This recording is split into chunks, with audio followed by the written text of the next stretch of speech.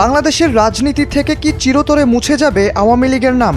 রাজনৈতিক কার্যক্রম নিষিদ্ধ এই দলের এখনো বিশাল সংখ্যক ভোটার রয়েছে, যারা এখনো দ্বিধাগ্রস্ত কাকে ভোট দেবেন। আর কিছুদিন বাদেই যেহেতু নির্বাচন, তাই কিছু প্রশ্ন সামনে রয়েছে। নির্বাচনের পর কি আওয়ামী লীগ বাংলাদেশের রাজনীতিতে আদৌ টিকে থাকবে? ছাত্র জনতা দলটিকে নিষিদ্ধ করার যে দাবি তুলেছিল, তা কতটুকুই বা বাস্তবায়িত হবে?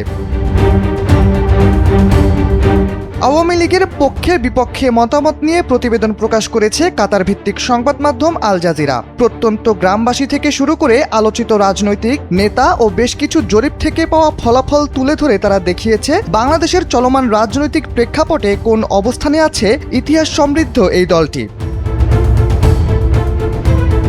প্রতিবেদনে রাজনৈতিক বিশ্লেষক রেজাউল করিম রনি আল জাজিরাকে জানিয়েছেন, নির্বাচনের পর আওয়ামী লীগের টিকে থাকা কঠিন হবে। যদি আওয়ামী লীগকে ছাড়া নির্বাচন হয়, তাহলে দলটির ভোটাররা স্থানীয় পর্যায়ে এক ধরনের পুনর্বাসন প্রক্রিয়ার মধ্যে পড়ে যাবে।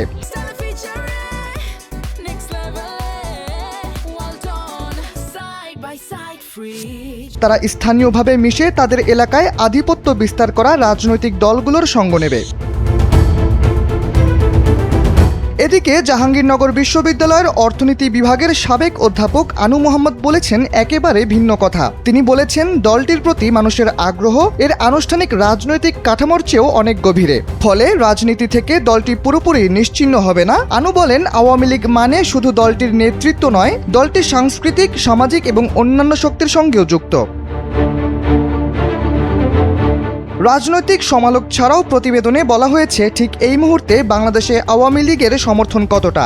গণতান্ত্রিক শাসন নিয়ে কাজ করা মার্কিন প্রতিষ্ঠান ইন্টারন্যাশনাল রিপাবলিকান ইনস্টিটিউটের জরিপের ফলাফল দেখিয়ে বলা হয়েছে, আওয়ামী লীগের পক্ষে এখন 11% জনসমর্থন রয়েছে। প্রতিবেদনে এত কিছু বলার মূল কারণ, আসন্ন নির্বাচনের আগে বাংলাদেশের গণতান্ত্রিক পরিবেশের ধারণা কিছুটা হলেও বিশ্ববাসীর কাছে তুলে ধরা।